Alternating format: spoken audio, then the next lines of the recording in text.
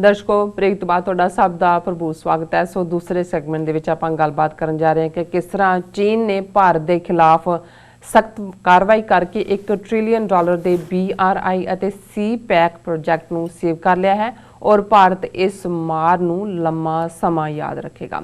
सो इस बारे विचार चर्चा करन जा रहे हैं। सो असीं चाहांगे कि तुसीं साडे नाल इसी तरह ही बने रहना। देखण सुणन लई तुहाडा सब दा बहुत बहुत शुक्रिया जी। राज साहब की विचार ने इस मुद्दे बारे?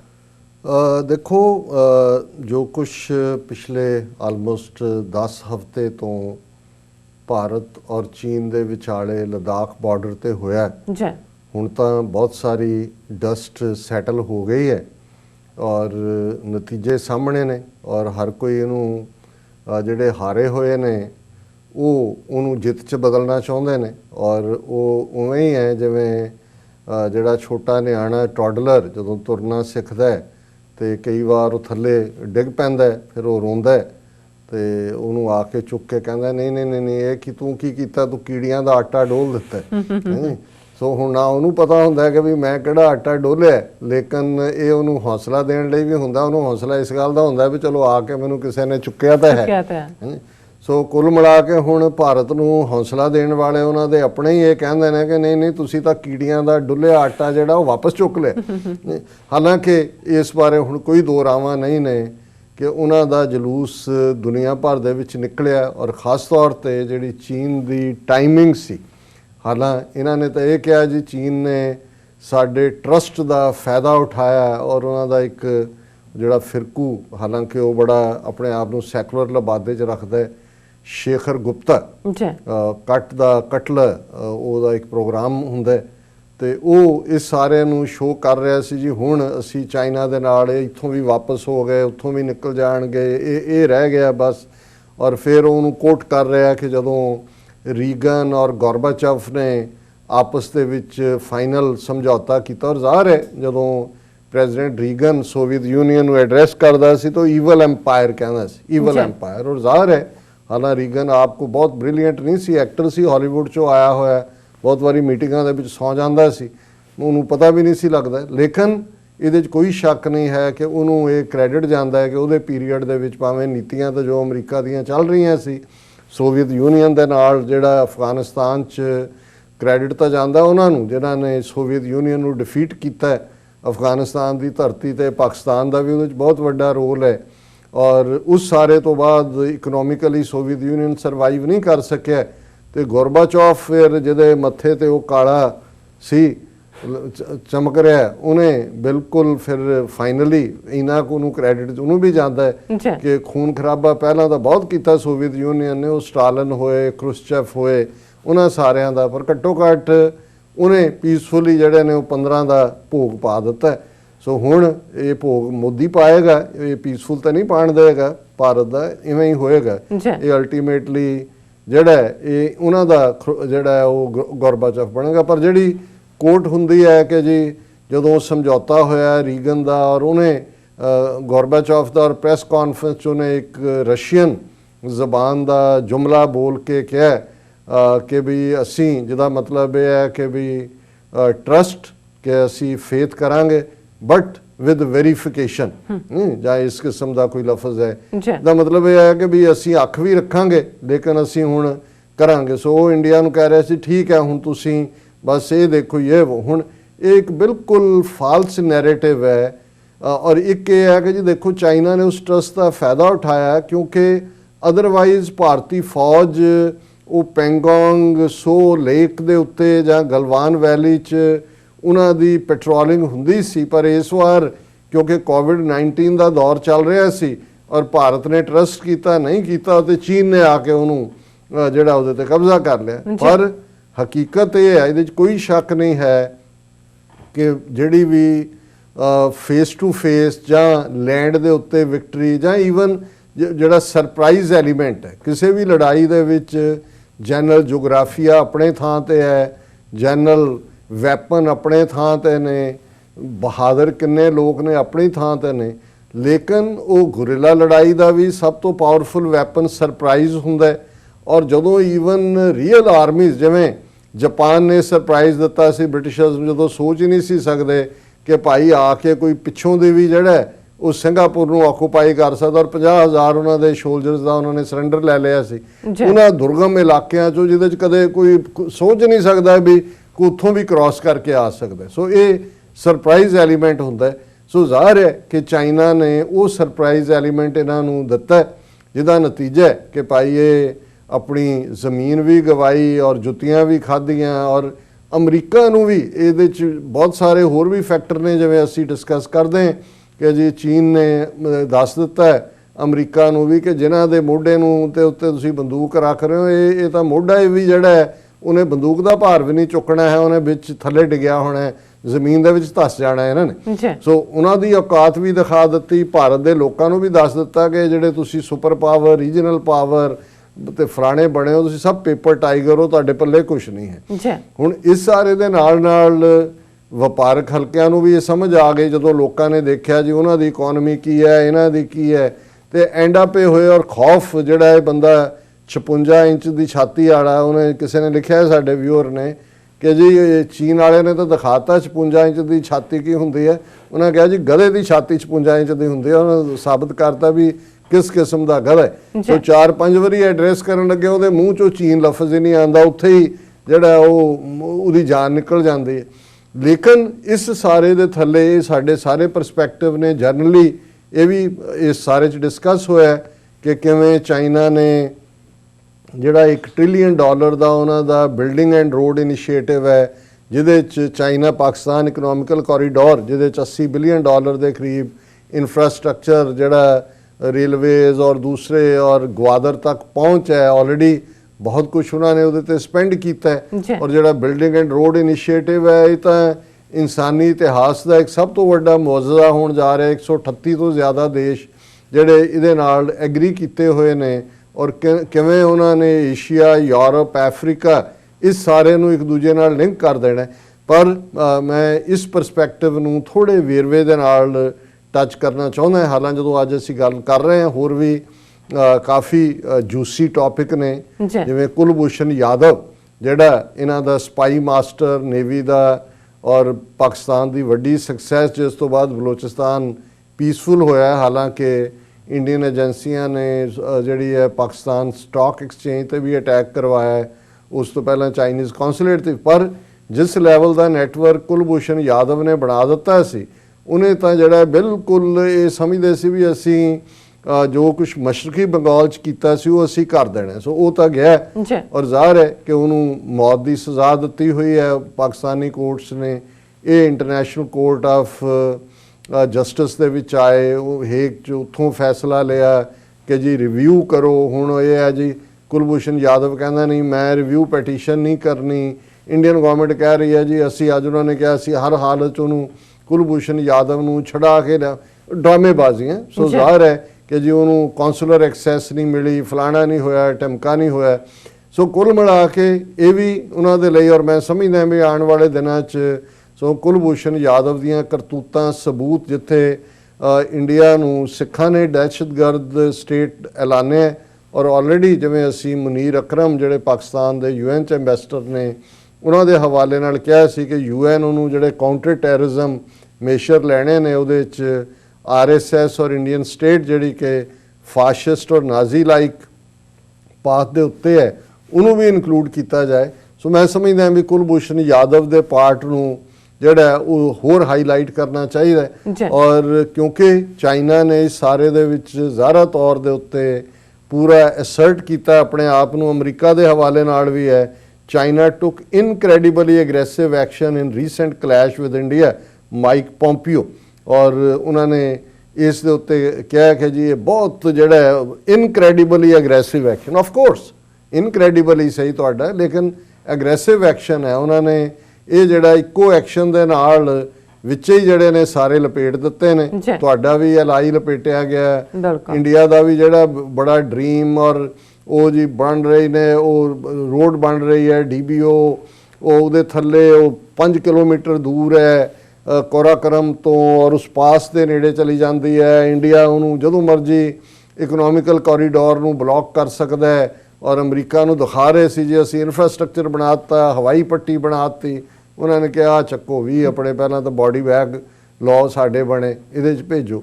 ਨਾਲ ਦੀ ਨਾਲ ਜਿਹੜਾ ਅਮਰੀਕਾ ਨੇ US announces new visa restrictions on China over access to Tibet, Beijing was to retaliate. So ਇਹ ਵੀ ਜੋ ਕੋਲਡ ਵਾਰ ਦੇ ਦੌਰਾਨ ਸੋਵੀਅਤ ਯੂਨੀਅਨ ਨਾਲ ਚੱਲ ਰਿਹਾ ਸੀ, ਹੁਣ ਚਾਈਨਾ ਦੇ ਨਾਲ ਚੱਲ ਰਿਹਾ। ਔਰ ਤਿੱਬਤ ਦਾ ਜਿਵੇਂ ਅਸੀਂ ਕਿਹਾ ਸੀ ਕਿ ਜੋ ਇੰਡੀਆ ਭਾਰਤ ਰਤਨ ਦੇਣ ਨੂੰ ਫਿਰਦਾ ਹੈ, ਔਰ ਇਹ ਵੀ ਇਹਨਾਂ ਨੇ ਦੱਸਤਾ ਜੀ ਸਾਡੇ ਤੁਸੀਂ ਉੱਥੇ ਦਾ ਕਿਉਂ ਨਹੀਂ ਐਕਸੈਸ ਦੇ ਰਹੇ।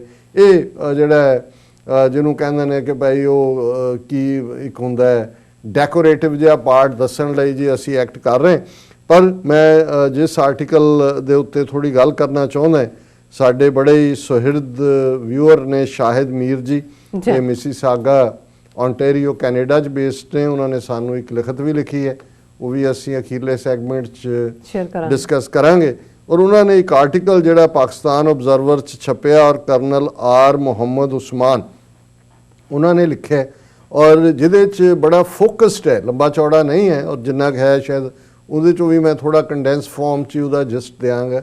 ਉਹਨਾਂ ਨੇ ਐਗਜ਼ੈਕਟਲੀ ਜਿਹੜਾ ਉਹਦਾ ਹੈਡਿੰਗ ਦਿੱਤਾ, ਮੈਂ ਸਮਝਦਾ ਵੀ ਜੇ ਇਸ ਸਾਰੇ ਨੂੰ ਜੋ ਕੁਛ ਪਿਛਲੇ 9 ਹਫ਼ਤੇ 'ਚ ਇਨ ਪਰਟੀਕੂਲਰ ਔਰ ਜੇ ਮਾਰਚ ਤੋਂ ਕਹਿਣਾ ਹੋਇਆ ਤੇ ਉਹਦੇ ਹੈਡਿੰਗ ਦੇ ਵਿੱਚ ਹੀ ਆ ਜਾਂਦਾ ਹੈ ਕਿ ਇਹਦਾ ਪਰਪਸ ਬਿਲਕੁਲ ਫੋਕਸਡ ਹੈ, building and road initiative China preempts India.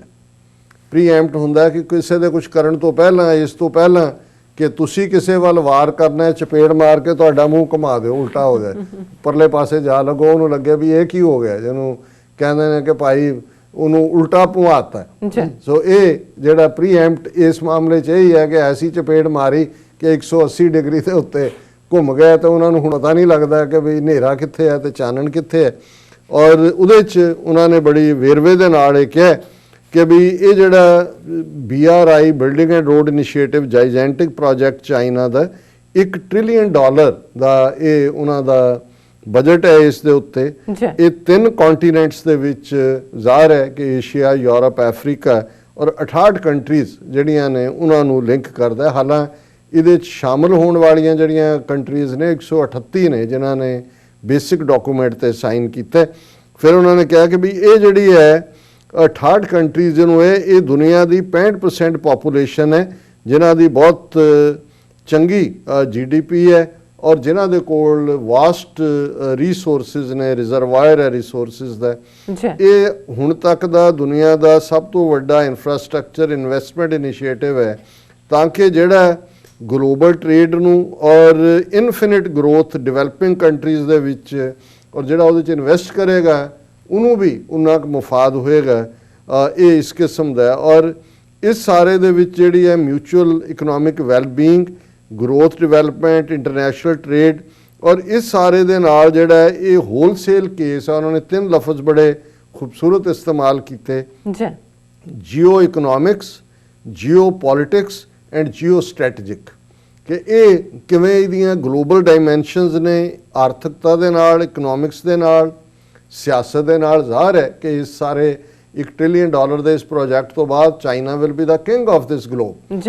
ਔਰ ਜ਼ਾਹਰ ਹੈ ਕਿ ਜਿਹੜੀ ਲੜਾਈ ਵੀ ਇਸ ਲਈ ਹੈ, ਸੁਪਰਾਮੇਸੀ ਲਈ ਹੈ।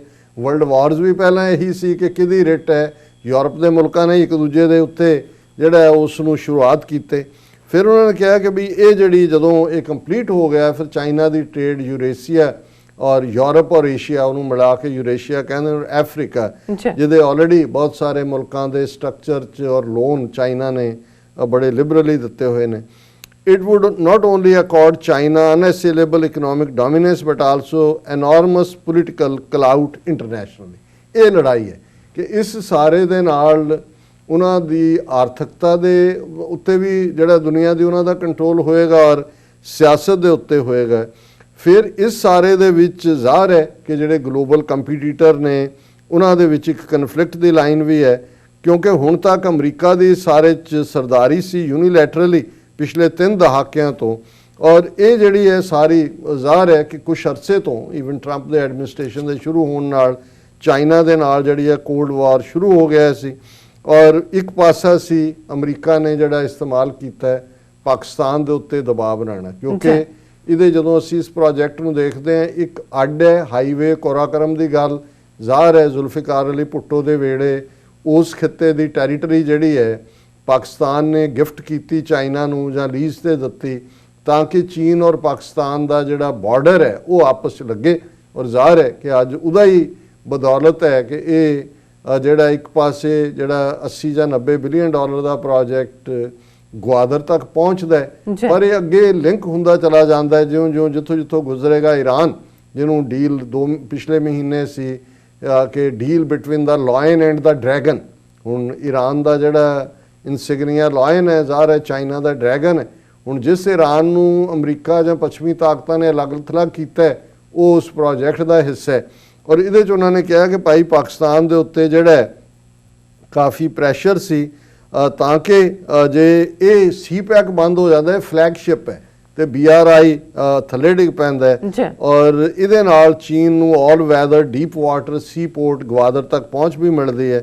ਫਿਰ ਉਹਨਾਂ ਨੇ ਕਿਹਾ ਕਿ ਬਈ ਇਹ ਜਿਹੜਾ ਇੱਕ ਪਾਸੇ ਤਾਂ ਅਮਰੀਕਾ ਦੀ ਇਹ ਪ੍ਰੋਬਲਮ ਹੈ ਕਿ ਗਲੋਬਲੀ ਹੈ, ਦੂਜੇ ਪਾਸੇ ਇੰਡੀਆ ਦੀ ਪ੍ਰੋਬਲਮ ਹੈ। ਔਰ ਇੰਡੀਆ ਨੂੰ ਇਹ ਹੈ ਕਿ ਭਾਈ ਇੰਡੀਆ ਨੇ ਆਪਣਾ ਆਪ ਅਮਰੀਕਾ ਦੇ ਕੋਲ ਗਿਰਵੀ ਰੱਖ ਦਿੱਤਾ ਹੈ ਔਰ ਇਸ ਸਾਰੇ ਚੋਂ ਅਮਰੀਕਾ ਵੀ ਜਿਹੜਾ ਚਾਈਨਾ ਦੇ ਖਿਲਾਫ ਇੰਡੀਆ ਨੂੰ ਖਾਸ ਤੌਰ ਤੇ CPEC ਦੇ ਉੱਤੇ ਇਸਤੇਮਾਲ ਕਰਦਾ ਹੈ।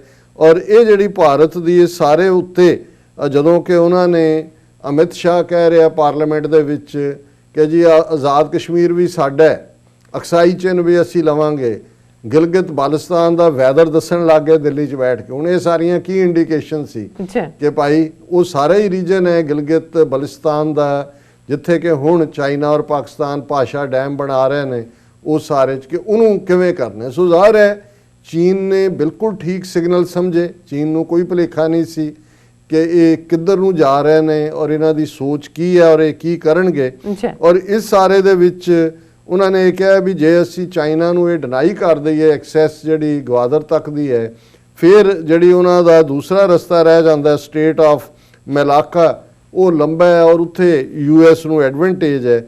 ਔਰ ਇਸ ਸਾਰੇ ਦੇ ਵਿੱਚ ਇਹ ਆਇਆ ਕਿ ਭਾਈ ਚਾਈਨਾ ਨੇ ਇਸ ਸਾਰੇ 'ਚ ਉਹਨਾਂ ਨੇ ਆਜ਼ਾਦ ਕਸ਼ਮੀਰ ਤੇ ਗਿਲਗਿਤ ਬਾਲਸਤਾਨ ਤੇ ਅਟੈਕ ਦੀ ਗੱਲ ਕੀਤੀ, ਬੁਲੀ ਪੋਸਚਰ ਲਿਆ। ਔਰ ਇਸ ਸਾਰੇ ਜੋ 5 ਅਗਸਤ 2019 ਨੂੰ ਕਸ਼ਮੀਰ 'ਚ ਕੀਤਾ, ਇਹ ਇੰਡੀਆ ਦੀ ਇਸੇ ਨੀਤੀ ਦਾ ਹਿੱਸਾ ਸੀ, ਲਦਾਖ ਨੂੰ ਯੂਨੀਅਨ ਟੈਰੀਟਰੀ ਬਣਾ ਕੇ ਉਸ ਸਾਰੇ ਖਿੱਤੇ ਦੇ ਵਿੱਚ ਫਿਰ ਫਰਦਰ ਕਾਰਵਾਈ ਕਰਨਾ। ਔਰ ਉਹਨਾਂ ਨੂੰ ਇੰਡੀਆ ਨੂੰ ਲਾਰਾ ਸੀ ਜੀ ਤੁਹਾਨੂੰ ਅਸੀਂ ਗਲੋਬਲ ਪਾਵਰ ਬਣਾ ਦੇਵਾਂਗੇ, ਯੂਨਾਈਟਿਡ ਨੇਸ਼ਨ ਸਿਕਿਉਰਿਟੀ ਕੌਂਸਲ ਦਾ ਮੈਂਬਰ ਬਣਾ ਦੇਵਾਂਗੇ, ਸਾਇੰਟੀਫਿਕ ਟੈਕਨੋਲੋਜੀ ਅਸਿਸਟੈਂਟ ਦੇਵਾਂਗੇ।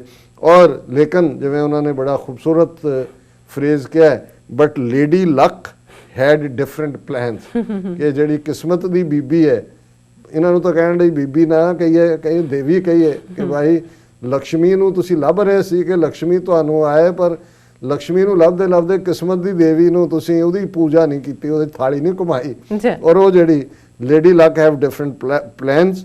ਔਰ ਉਹਦੇ 'ਚ ਜਿਹੜਾ ਉਹਨਾਂ ਨੇ ਕਿਹਾ ਕਿ ਵੀ ਇਹ ਜਿਹੜੇ ਐਮਪਟੀ ਵਰਡਸ ਨੂੰ ਐਮਪਟੀ ਐਲੀਮੈਂਟ ਆਫ ਰਿਐਲਿਟੀ 'ਚ ਬਦਲਣ ਦੇ ਲਈ ਇੰਡੀਆ ਨੇ ਦੌਲਤ ਬੇਗ ਓਲਡੀ ਜਿਹੜੀ DBO ਹੈ ਉੱਥੇ ਇੱਕ ਬ੍ਰਿਗੇਡ ਲਿਆ ਕੇ ਬਿਠਾਈ।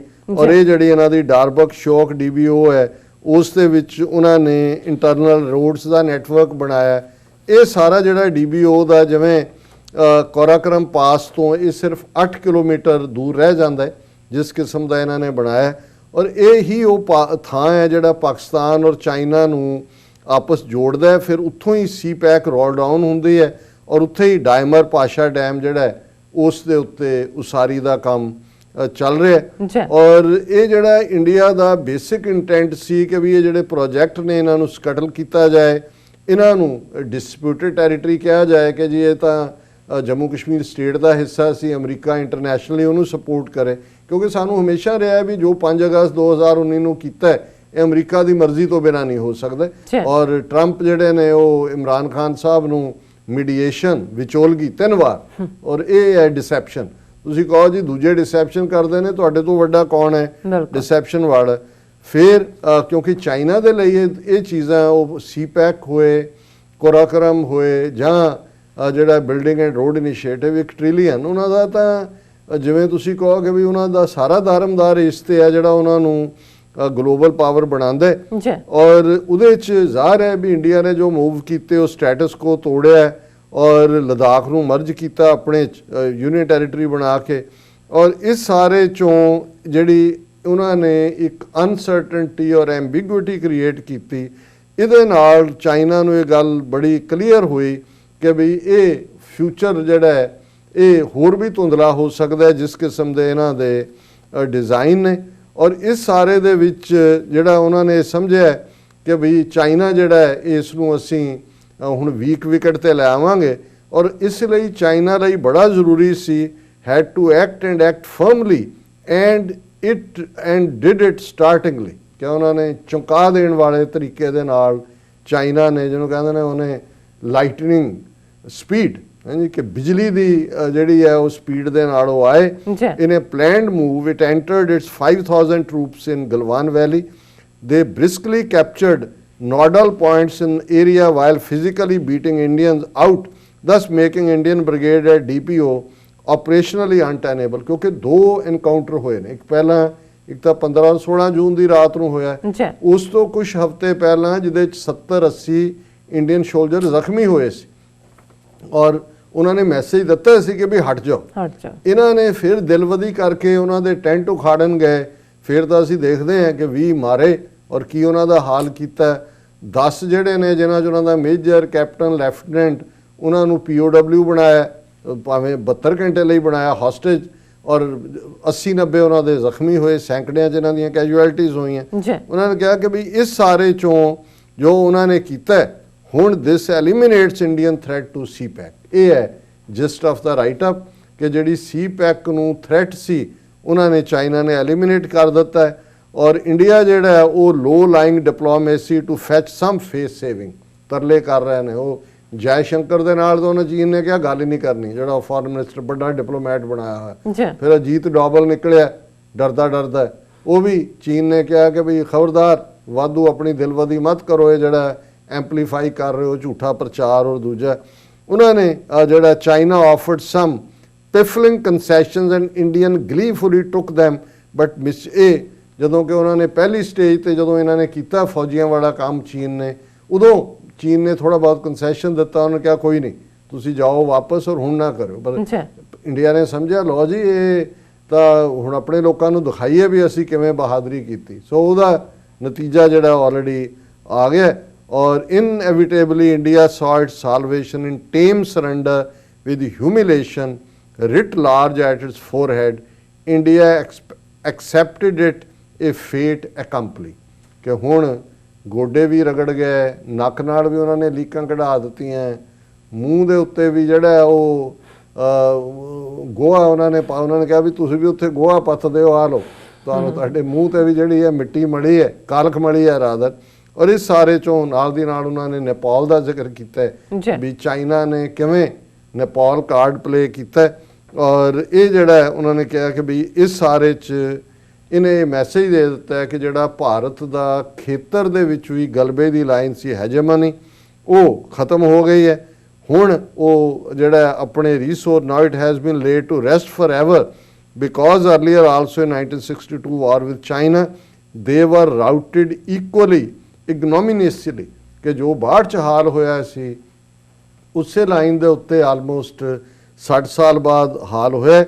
ਔਰ ਇੱਕ ਗੱਲ ਇਹਦੇ ਚੋਂ clear, it is the confirmation that India has no spine for an oversized role ਕਿ ਵੀ ਆਪਣੀ ਔਕਾਤ ਦੇ ਵਿੱਚ ਰਹੋ ਕਿ ਵੀ ਤੁਹਾਡੇ ਪੱਲੇ ਕੁਛ ਨਹੀਂ ਹੈ ਕਿ ਭਾਈ ਇਹ ਜਿਹਨੂੰ ਕਿਆ ਪਿੱਦੀ ਕਾ ਸ਼ੋਰਬਾ ਤੁਸੀਂ ਪਿੱਦੀ ਹੋ ਤੇ ਪਿੱਦੀ ਰਹੋ, ਬਾਜ ਬਣਨ ਦੀ ਕੋਸ਼ਿਸ਼ ਨਾ ਕਰੋ। ਔਰ ਉਹਨਾਂ ਨੇ ਕਿਹਾ ਕਿ ਵੀ ਹੁਣ ਇਸ ਸਾਰੇ 'ਚ ਹੈ ਕਿ ਚਾਈਨਾ ਜਿਹੜਾ ਹੈ ਉਹ BRI ਨੂੰ ਬਾਈ ਫੋਰਸ ਇੰਪਲੀਮੈਂਟ ਕਰੇਗਾ ਔਰ ਜਿਹੜੀਆਂ ਇਸ ਸਾਰੇ ਦੇ ਵਿੱਚ ਮੁਲਕ ਜਿਹੜੇ ਚੀਨ ਦੇ ਨਾਲ ਲੱਗੇ ਨੇ ਜ਼ਾਹਰ ਹੈ ਉਹ ਸਾਰੇ ਖਿੱਤੇ ਦੇ ਉਹਨਾਂ ਨੂੰ ਇਸ 'ਚੋਂ ਫਾਇਦਾ ਹੋਏਗਾ।